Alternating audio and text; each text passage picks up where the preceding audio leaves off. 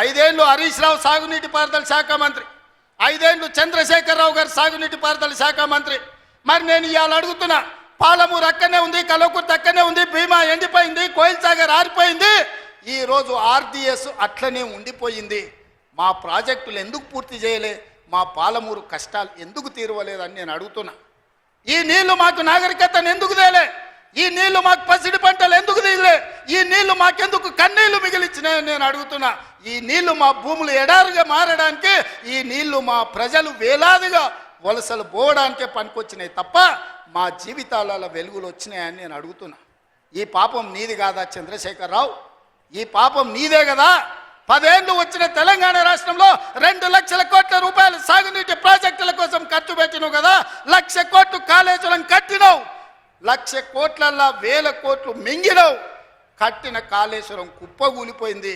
ఇంతకంటే దిక్కుమాలిన ప్రాజెక్ట్ ఇంకెక్కడైనా ఉంటుందా అని నేను చంద్రశేఖరరావుని అడుగుతున్నా.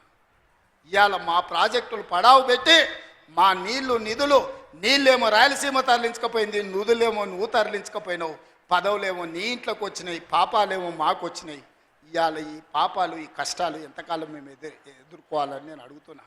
అందుకే మిత్రులారా, ఇవాళ మన మీద పగబట్టిండు. 10 ఏళ్ళు ముఖ్యమంత్రి ఉన్నాయన, మన పరిపాలన బాగలేదంటుడు. నేను అడుగుతున్న ఇక్కడికి వచ్చిన సోదరుని, తెలంగాణ ప్రజల్ని, 10 ఏళ్ళు కేసీఆర్ ముఖ్యమంత్రి ఉన్నాడు, 12 ఏళ్ళు నరేంద్ర మోడీ ప్రధానమంత్రి ఉన్నాడు. ఇవాళ చర్చకు సిద్ధమా? కిషన్ రెడ్డి గారు మీ పార్టీ ప్రెసిడెంట్గా నువ్వురా, కేంద్ర మంత్రిగా నువ్వురా, చంద్రశేఖరరావు గారు ప్రతిపక్ష నాయకుడిగా నీ పార్టీ ప్రెసిడెంట్గా నువ్వురా, కాంగ్రెస్ పార్టీ నుంచి ముఖ్యమంత్రిగా నేను వస్తా.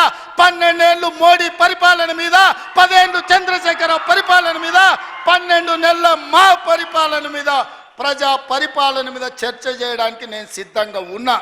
చర్చలో ఓడితే ముక్కు నేలకు రాస్తా అని చెప్పి నేను ఈ సందర్భంగా సవాలు విసురుతున్నా.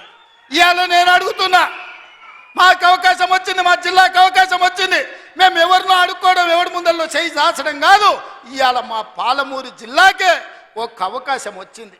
మా ప్రాజెక్టులు మేము పూర్తి చేసుకోవద్దా? మా మక్తల్ నారాయణపేట కొడంగల్ ఎత్తిపోతల పథకాన్ని మేము కట్టుకోవద్దా? మా పాలమూరు రంగారెడ్డి పూర్తి చేసుకోవద్దా? మా కల్వకుర్తి పూర్తి చేసుకోవద్దా? మా భీమా పూర్తి చేసుకోవద్దా? మా నెట్టంపాడు పూర్తి చేసుకోవద్దా? మా కోయిల్ సాగర్ పూర్తి చేసుకోవద్దా? మా జూరాల పూర్తి చేసుకోవద్దా? మా తుమ్మిళ్ళ ప్రాజెక్టు పూర్తి చేసుకోవద్దా? మా ప్రాంతం అభివృద్ధి చెందొద్దా అని చంద్రశేఖరరావుని అడుగుతున్నా. ఏది తీసినా, ఏది పెట్టినా వద్దు అనే తప్ప నీ నోటి నుంచి ఒక్క మాట అయినా మంచి మాట వచ్చిందా అని నేను అడుగుతున్నా. ప్రాజెక్టులు కట్టొద్దంటివి, భూములు సేకరించొద్దంటివి, పరిశ్రమలు పెట్టొద్దంటివి. లగచర్లలో పరిశ్రమలు అంటే కలెక్టర్లను చంపడానికి చూస్తేవి. మా పరిశ్రమలు వద్దా? మా జిల్లాకు ప్రాజెక్టులు వద్దా? మా జిల్లాలో నీళ్లు పారొద్దా? మా పంటలు పండొద్దా? మా రైతులు బాగుపడొద్దా? మేము మంచి బట్టలు కట్టుకోవద్దా? మేము బుక్కెడు బువ్వ తినొద్దా? మేము సమాజంలో గౌరవంగా బతుకొద్దా? చంద్రశేఖరరావు, నువ్వు సమాధానం చెప్పని నేను వేదిక మీద నుంచి అడుగుతున్నా.